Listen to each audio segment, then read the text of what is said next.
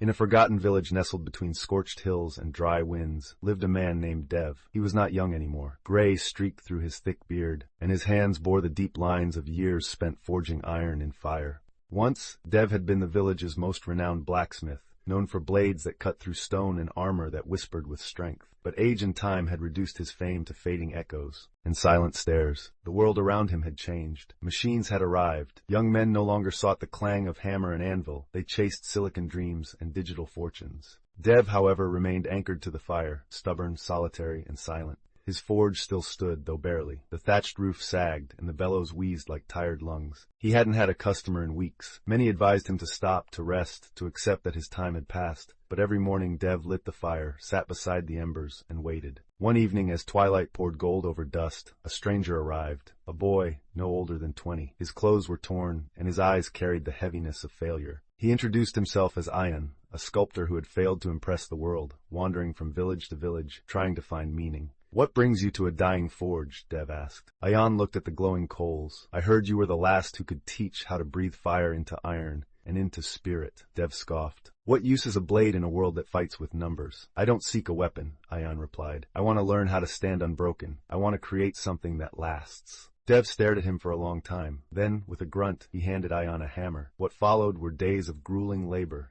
Dev taught him not just to shape iron, but to endure, to swing the hammer without doubt, to sweat without complaint, to fail, reshape, and try again. Fire, Dev often said, does not destroy iron, it reveals its strength. Ayan learned to listen, to the metal, the silence, and most importantly, to himself. Each swing of the hammer was a dialogue between frustration and resilience. He learned that mastery wasn't about creating perfect things, but about not quitting when imperfection stared back. One night, while they rested under the stars, Ayan asked, "Why do you keep the forge alive, even when no one comes?" Dev looked into the dark horizon and whispered, "Because one day, someone like you might need the fire." Ayan was silent. For the first time he understood that the forge wasn't about profit or praise, it was about purpose. Dev wasn't keeping the fire for the village. He was keeping it for lost souls, like him, souls who needed to be retempered. Months passed. Ayan crafted not weapons but art, intricate iron sculptures that seemed alive. He poured his soul into every piece. Eventually, word of his work spread beyond the hills. Buyers came, not for weapons, but for stories forged in steel. One morning, Ayan came to the forge and found Dev slumped near the embers. He had passed in his sleep, his face peaceful, as though content.